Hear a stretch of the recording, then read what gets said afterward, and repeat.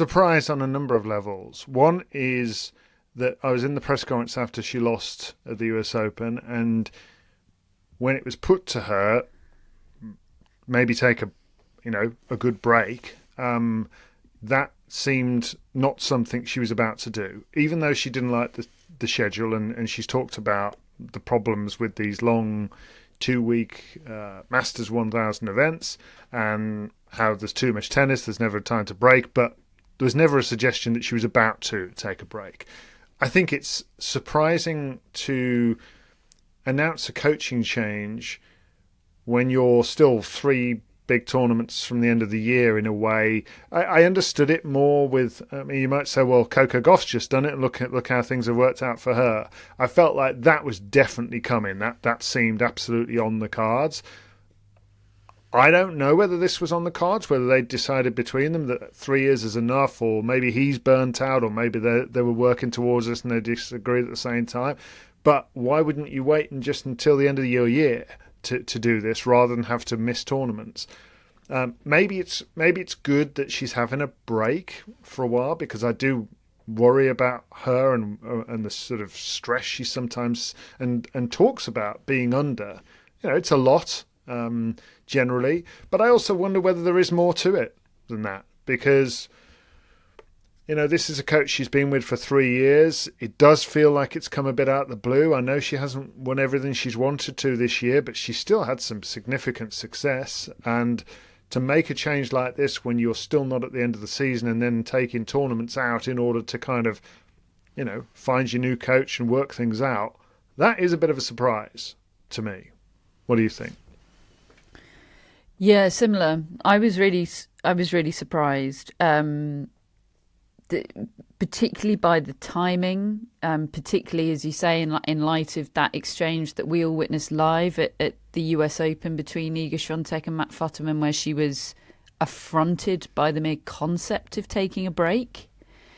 I could be reading too much into this, but the wording of the announcement, calling him Coach Witkorowski, is very formal, isn't it? They've worked together for 3 years.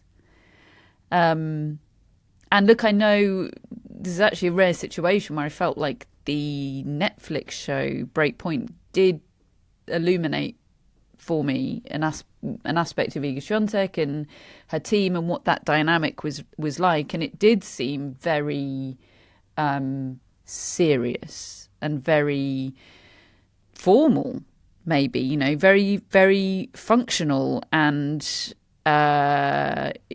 optimized to achieve maximum success, and maybe not necessarily with any frills around the edges. And maybe that's what she wants from a coach. But yeah, after 3 years working together, not calling him Thomas, I found a bit jarring. But maybe that's politeness. Maybe I'm reading too much into it. I don't know.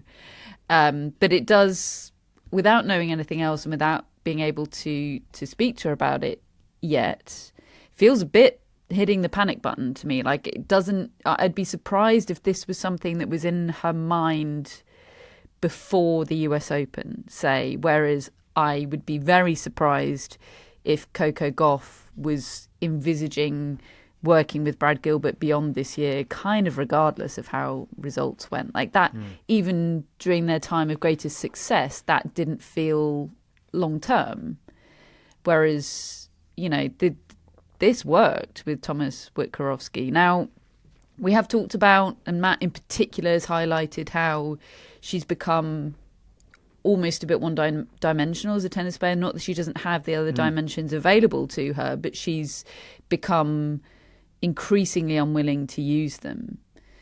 And, that has been the case since she started working with Tomas Witkorowski. So maybe depending on who she starts working with now, we will start to see a move back towards greater variety in the Swiatek game. And I would celebrate that. But you can't argue with the results and the success that they've had. And it is going to be fascinating who steps into those shoes, because starting to coach someone when they're already world number one, I think, is a bloody difficult task. Like, there's only one way to go from there.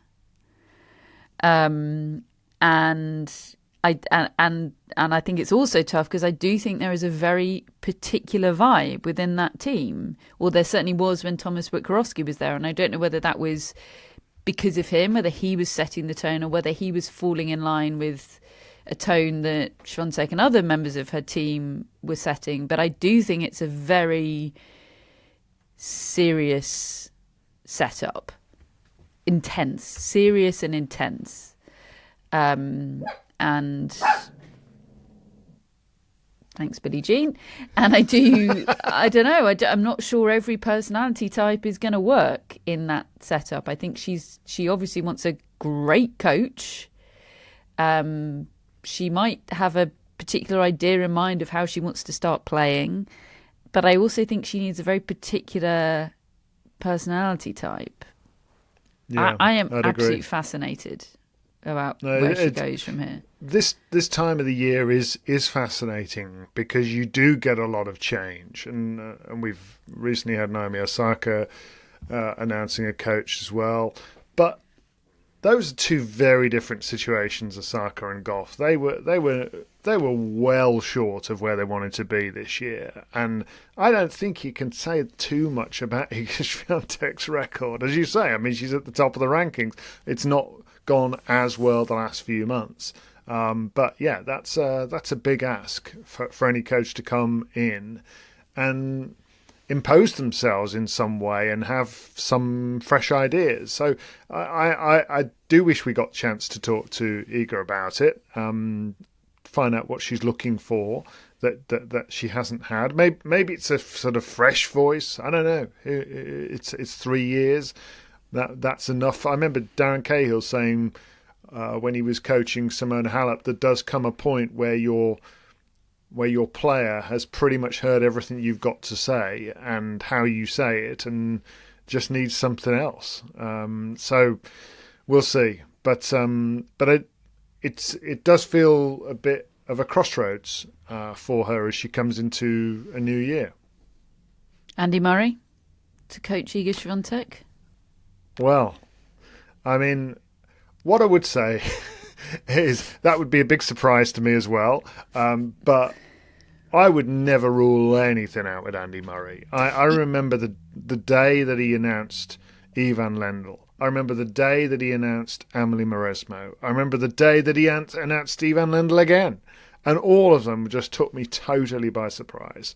So who knows? It would only take me by surprise because of the timing. And I don't think Andy Murray's ready to be a full-time coach yet. Or rather, Andy Murray's family isn't ready for him to be a full-time coach yet. But Could you imagine? If it were a year from now, I would be seriously thinking Andy Murray. Yeah. There we go. Well, I could see them both being intrigued by the proposition. And us and tennis podcasters being intrigued by the proposition.